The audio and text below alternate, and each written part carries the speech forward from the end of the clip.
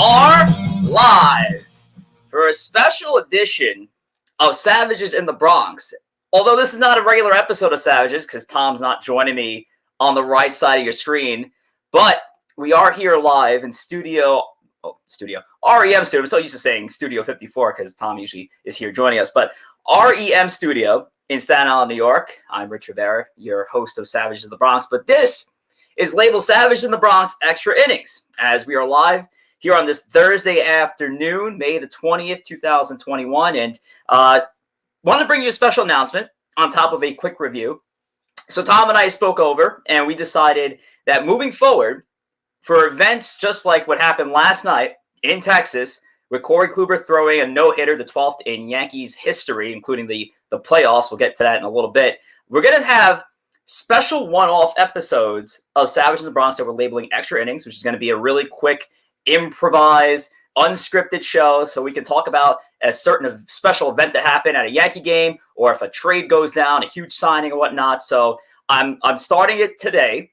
Obviously, Tom will be joining me for future ones, but obviously didn't want to bother Tom because this is kind of new, this is kind of fresh. We had this conversation earlier today, so here goes nothing. So let's talk about Corey Kluber throwing the 12th no-hitter in Yankees franchise history, the first since 1999, David Cohn's perfect game, which was cool for me to just even witness, just for the sheer fact that I became a baseball fan in 2003. This is the first time I've ever seen a no-hitter thrown by my home team. So really cool stuff. Great guy to throw it in Corey Kluber, who's trying to redeem his career.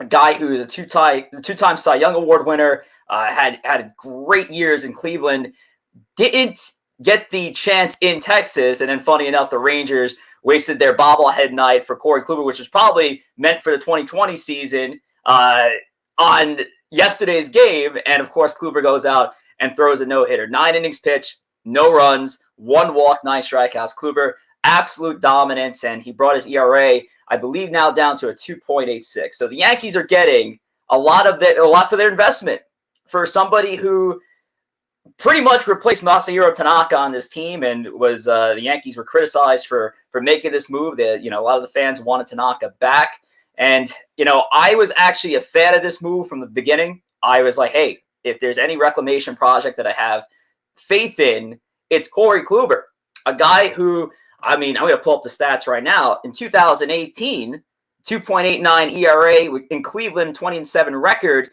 And that was in 2018. That was following his 2017 Cy Young campaign. And Kluber, who's now, I believe he's 35. Yes, so he just turned 35, actually. Pitching a no-hitter, just completely stoic, as if he's done it before. And just amazing. But again, you get back to the conversation of, is there a hitting epidemic in baseball? And clearly there is.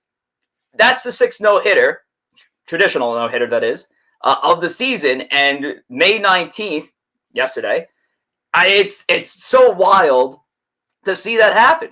And the fact that there are 6 in the season, if we're not including the Madison Bumgarner 7-inning no-hitter, it is clear as day that there is a unreal hitting epidemic happening in the game right now. And now Tom and I are probably going to address that more on Monday's show, which obviously you can check out 8 p.m. Eastern time on Twitch.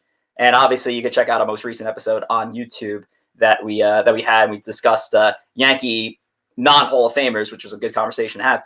So yeah, crazy stuff happening in Texas. And the Yankees are finishing up this series in a little bit, 2:05 p.m. Eastern time. The Yankees take on the Rangers, and Domingo Germán will be on the mound, who's been doing better since his call up. 2.37 ERA across his last 5 starts. So Germán will be taking the hill for the New York Yankees, and yeah, hopefully they'll take the series. I picked at the lineup earlier today. So Rougned Odor is back after his paternity leave, and congratulations to Rougned on the birth of his child, of course. But yeah, crazy stuff happening with the Yankees, and obviously with this show. So that's going to do it. Like I said, going to keep it real quick for these extra innings. We're not going to go 30, 45 minutes like we usually do on Savages. Just keep it quick, kind of talk about what just happened. And this is going to be, again, useful for more big games that happen in the future, or, playoff games or big trades. When the trade deadline happens, we're going to probably be on this thing for a lot of those big moves. So stay tuned to us. Keep following us on Twitter at Savages Bronx. Follow Tom. You can follow me, and we'll keep you up to date with the latest. But that's going to do it. Savage in the Bronx Extra Innings with your boy Rich Rivera. We'll see you here on Monday, 8 p.m. Eastern Time on Twitch. Take care.